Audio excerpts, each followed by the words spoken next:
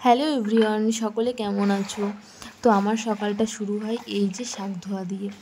তো অনেক দিন ধরে না কমেন্ট আসছে যে তোমরা আগে কোয়ার্টারে থাকতে হঠাৎ করে কেন ভাড়া রুমে থাকো। তোমাদের সাথে সেটাই আমি শেয়ার করার জন্য এই ভিডিওটা স্টার্ট করলাম এখান থেকেই। তো সবটা জানার জন্য অবশ্যই ভিডিওটা কন্টিনিউ দেখতে থাকো। তো এই দেখো, শাক ধুতে ধুতে না আমার হঠাৎ করে মনে পড়লো আমার তো মেডিসিন খেতে হবে, কারণ ম্যাক্সিমাম দিনে আমি এই মেডিসিন খেতে ভুলে যাই। বেশ কিছু শারীরিক সমস্যার জন্য আমি মেডিসিন খাই, তাই যখনই মনে পড়েছে তখনই আমি মেডিসিন সঙ্গে সঙ্গে খাওয়া স্টার্ট করে দিই। তারপরে সারাদিন কাজ করতে করতে না আর মনেই থাকে না মেডিসিন খাওয়ার কথা। শরীরটা এতটা খারাপ, মেডিসিন তো খেতেই হবে, সেই জন্য মেডিসিনটা খেয়ে নিলাম। তো এবার আমি মেন কথায় আসি। তো কেন হচ্ছে আমরা কোয়ার্টার ছেড়েছি, অ্যাকচুয়ালি কোয়ার্টারটা না ভাঙা পড়ে গেছিলো, সেই জন্য এমার্জেন্সি ছাড়তে হতো। আর যেহেতু তোমাদের দাদাভাইয়ের পোস্টিং অন্য জায়গায় হয়ে যাবে, হাওড়ায় হয়ে যাবে, আর আমরা আছি এখন আসানসোলে, সেই জন্য আর জাস্ট 1 মাসও নয়, এই 20-25 দিনের জন্য আমরা একটা ভাড়া রুমে চলে আসি। কিছু করার উপায় নেই, সেই জন্য আমাদের এমার্জেন্সি চলে আসতে হয়। তো কী আর করব, তারপরে 20-25 দিন পর আবার রুম চেঞ্জ করতে হবে। এই যে প্রবলেমটা, এক জায়গা থেকে আরেক জায়গায় জিনিসপত্র নিয়ে আবার আরেক জায়গা থেকে আরেক জায়গায়, এটা যে কী সম্মুখীন হতে হয় সেটা মনে হয় যারা করেছে তারা জানে। আর তোমাদের সাথে এই ঘরটা শেয়ার করব। এই ঘরটা বেশ সুন্দর বলতে বেশ খোলামেলা জায়গায় রিজনেবল প্রাইসের মধ্যে আমরা একটা রুম ভাড়া পেয়েছি।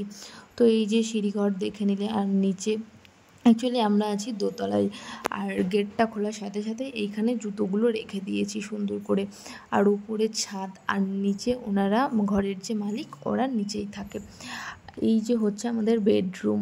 তো এই যে খাট আছে একটা, আর এইদিকে আছে হচ্ছে আলমারি, আর ওই সাইডে একটা ড্রেসিং টেবিল, আর এই যে আমার বরের হচ্ছে হোম থিয়েটার রয়েছে এইখানটাতে। তো এই সাইডেও আর একটা দরজা আছে, এক একটা রুমে তোমার 2টো করে দরজা। এই দরজাটা খুললেই সুন্দর একটা ভিউ পাবে তুমি। ভিউ বলতে এখানে তুমি শুধু দূর দূরান্তেই বড় বড় বিল্ডিং আর বড় বড় বাড়ি ছাড়া কিছুই দেখতে পাবে না। আকাশটা বেশ মেঘলা বৃষ্টির কারণে। আর এই যে এইখানে জিনিসপত্র, ওটা হচ্ছে ঘরের মালিকের, সেজন্য আমরা জিনিসপত্র সরাইনি। যেহেতু 20-25 দিন রয়েছি, সেই জন্য আমরা আর জিনিসপত্র সরাইনি। তারপরে তোমাদের শেয়ার করব এই যে এই রুমটা। এর দ্বারা লাইটটা অন করে নিই। এই যে লাইট অন করার পরে দেখছো আমি একটা দড়ি টাঙিয়ে নিয়েছি। জানো তো, এত বর্ষা আর বৃষ্টির জন্য জামা কাপড় শুকোচ্ছে না, সেই জন্য ঘরেই একটা দড়ি টাঙিয়ে এরকম জামা কাপড় মেলে দিয়েছি। আর দেখো ঘরের কন্ডিশন মনে হচ্ছে ভীষণই খারাপ, ওপরে সব ভিজে ভিজে যাচ্ছে, তাই আমি লাইটটা অফ করে দরজাটা দিয়ে রাখলাম। এই দরজাটা সবসময় দিয়েই রাখি, কারণ ওই ঘরে খুব একটা দরকার বা প্রয়োজন কিছু পড়ে না, সেই জন্য। আর এই যে দেয়াল আলমারি রয়েছে, এখানে প্রয়োজনীয় জিনিসপত্র আমি রেখে দিয়েছি। চেয়ারে সুন্দর করে জামা কাপড় যেগুলো ডেলি ইউজ করা হয় ভাঁজ করে সুন্দর করে রেখে দিয়েছি। এখানেও দেয়াল আলমারি আর একটা আছে, 2টো রয়েছে দরকারি যেসব ডেলি ইউজ করা হয়, সাবান, শ্যাম্পু, কিংবা আরও বিভিন্ন কিছু যেগুলো বড় বড় প্যাকেজের জিনিস, সেগুলো আমি রেখে দিয়েছি এখানটাতে।